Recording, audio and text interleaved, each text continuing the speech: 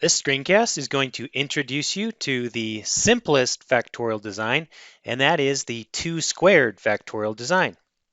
We're going to be working through an example here to introduce you to this design.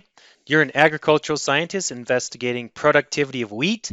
The controlled environmental conditions in your lab allow for you to easily study the effects of different parameters on the productivity. So we're going to start with 2 simple predictor or regressor variables. We're going to start with A, which is the amount of water, and we're going to choose a low level and a high level. In a 2 squared factorial design, we're choosing 2 factors and 2 levels of each of those factors. Our second factor is going to be sunlight, and we're going to choose 2 levels, a low level and a high level. The response is going to be the wheat produced per day. So this is a 2 squared design. Again, we have 2 factors, that's water and sunlight. Each of those factors, we're looking at 2 different levels, a low level and a high level. And so we can have 4 different combinations. We can have low sunlight and water, low water, high sunlight, high water, low sunlight, and high levels of both water and sunlight. And what you do after setting up the experiment, you collect data, essentially your responses conducted at each of these combinations of our factors. So we get our results, and here I have on the x-axis, this is our first factor, that's A, and we have productivity on the y-axis, and we might get something like this, where at the low level of sunlight, this is our factor B. You can't present 2 factors and the response on a 2-dimensional plot like this, but I'll show you how we can present this as a 3-dimensional plot here in a moment. At the low level of watering, we have a certain productivity, and at the high level of water, we have a increased productivity. Both of these on this blue line, again, are for low sunlight. If we take a look at the high level of our second factor, B, we can also see the same sort of increase in productivity between the low level of watering and the high level of watering. And so this is sort of how we can analyze our results. By the way, when the lines are parallel like this means we have no interaction between factors A and B.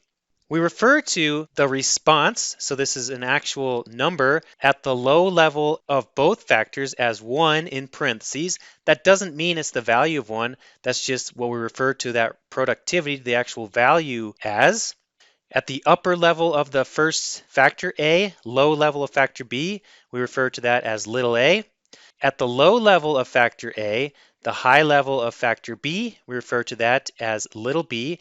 AB, that corresponds to a high level of both factors A and B. We can also sometimes have cases where those lines are not parallel, and this means that there's some sort of interaction. And so when we see that, as long as that line is significantly different in slope than the blue line, then we have interaction. And I'll talk a little bit more about interaction here in a moment. We could plot these situations on a 3-dimensional plot. This is known as a response surface. Here we've got on the x-axis, we have watering. On the y-axis, we have sunlight. On the z-axis, we have productivity. And essentially, this is a flat sheet. The red line has a higher productivity than the blue line, but they're all sort of in the same plane. And so this means we have no interaction. If you do have interaction, then the red line and blue line are not parallel to one another, and you get sort of this curved sheet. And so basically you can think of this as a piece of paper that kind of has a fold in it.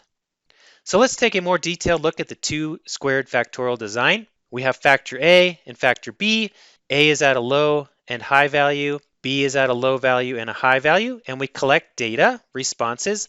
The actual responses are denoted by 1 in parentheses, little a, little b, and little ab. So we collect those responses.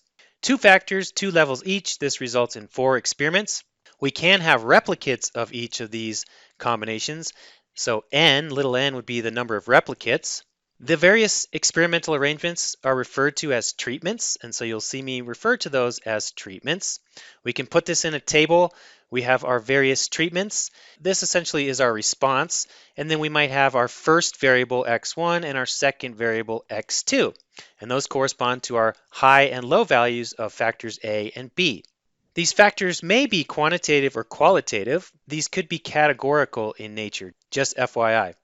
Alternatively, we can write this in terms of coded variables, and this is actually more common, and this is the way that I will be doing things.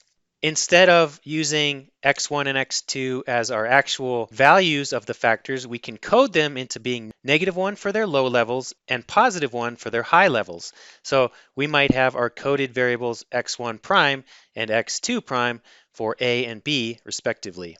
So let's take a look at what we refer to as effects. Here we've got our data plotted again. We have our low sunlight in blue, our high level of sunlight in red. The effect of A is watering, remember, is the average increase in output for both levels of B, sunlight, in going from the low level to high level of A.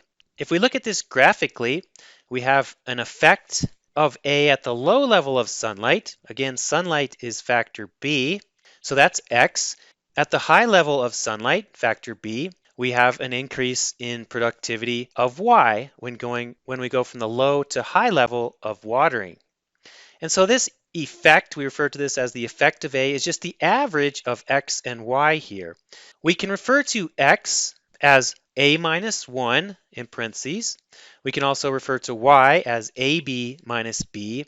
And so we can rewrite the effect like this, and sometimes you might see it written in another way, such as this.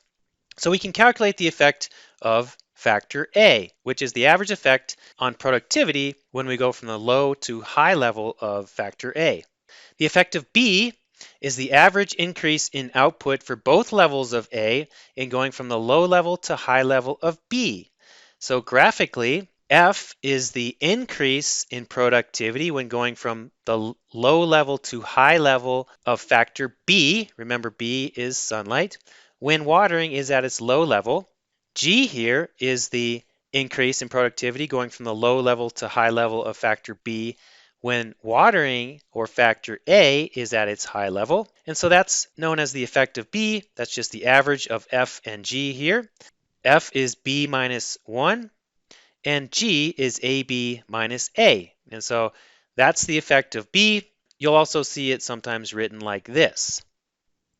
Now let's take a look at something known as the interaction effect.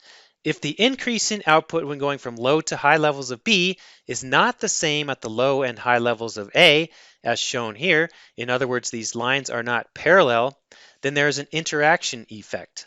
The interaction effect of AB is given graphically as the difference between G and F here. We can substitute in for G. G is AB minus A. F is B minus 1. And so that's known as the interaction effect. And sometimes, again, you'll see it written differently.